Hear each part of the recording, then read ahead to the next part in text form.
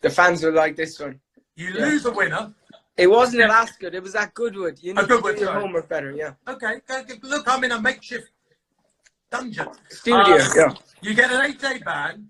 Yeah. You tell the stewards that you have done everything you can to keep your horse straight. To which Ryan Moore in the background giggles, I know the horse well.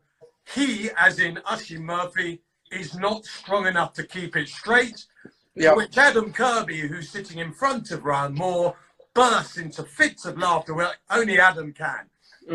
Eventually, everyone walks out of the room laughing, apart from you. Tell us how you felt at that moment as you walked out that steward's room. And to be quite frank, I mean, A, Ryan Moore had done something that he'd never done before, which is make us laugh. And B, you know, it was something none of us had ever heard in a steward's inquiry before. What happened after that? I suppose that's the privilege of having it televised. I'm sure it made for great entertainment. It did.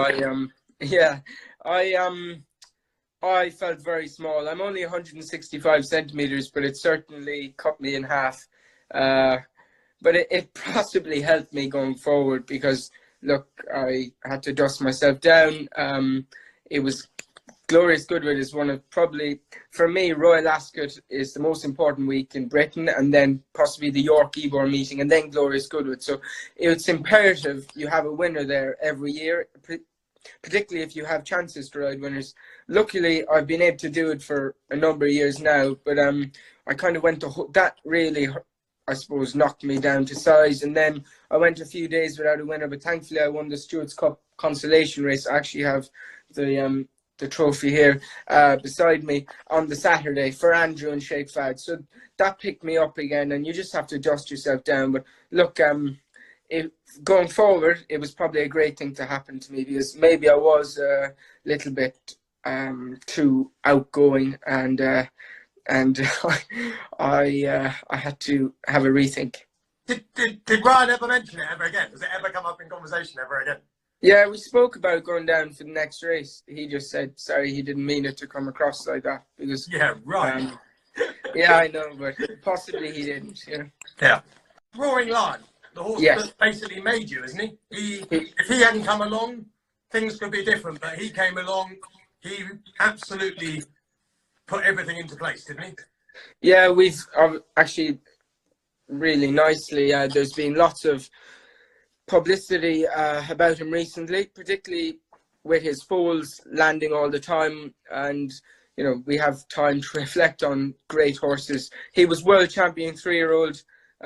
He meant the world to me, and he brought me from, you know, not riding in every Group 1 to now I ride in most. So he's certainly responsible for much of my career.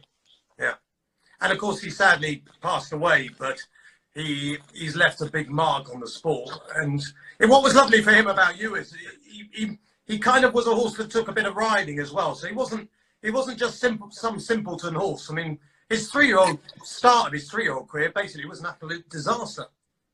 Yeah, he took a kind of a while to come to hand through the spring, and he wasn't working great. And John Gosden obviously told Sheikh Fad and everyone, Melissa and David, that the horse wasn't going to fire early on, but please have faith in him and he would come to hand. That takes, I suppose, an awful lot of courage and confidence, and he was right. He flourished through the summer, from May time onwards, from the Dante along. He was incredible. And did you?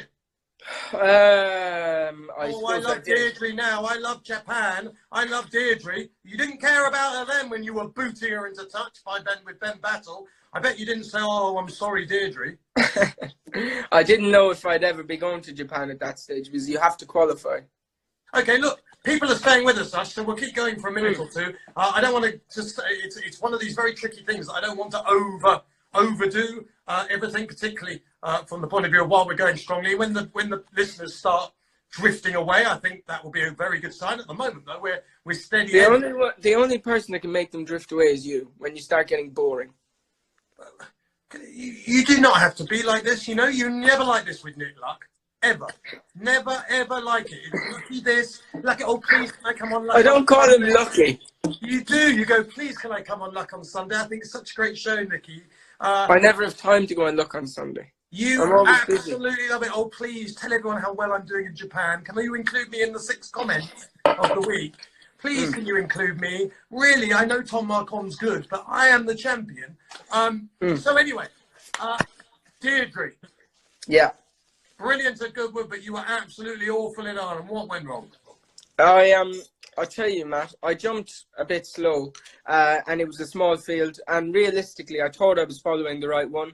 I kind of got off on the back of Shamie Heffernan, and about 4 out, Jason Watson could see we hadn't gone very fast, and he came round me.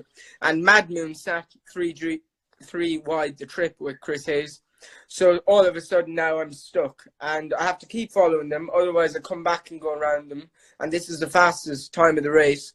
So I rode for a bit of luck, and agonizingly I got none. I actually have Deirdre with me here. Do you see her? Deodora. I'm surprised. She's looking well, isn't she? Yeah. To be fair, that Nassau Stakes was fantastic. Thank you. But it was one of the great days of sports. I was lucky to be there. In fact, I think I even spoke to you out on the track, and it was one of the great moments. Yeah.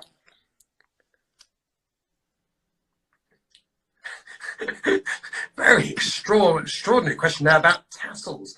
A lot of people saying they could listen to this show all night. Really? All night. I think you might run out of little gadgets, or you might have some other gadgets that you should keep away. Oh, goodness me. That's naughty. Let's make one thing clear.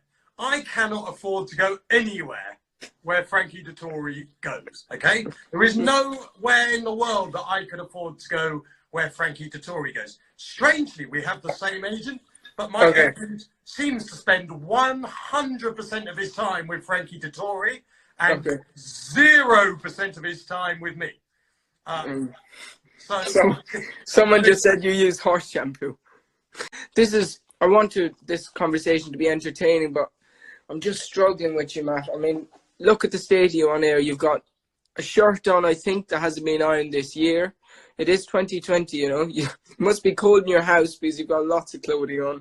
And you're holding your face. Remember, your cheeks are large enough without pushing them up.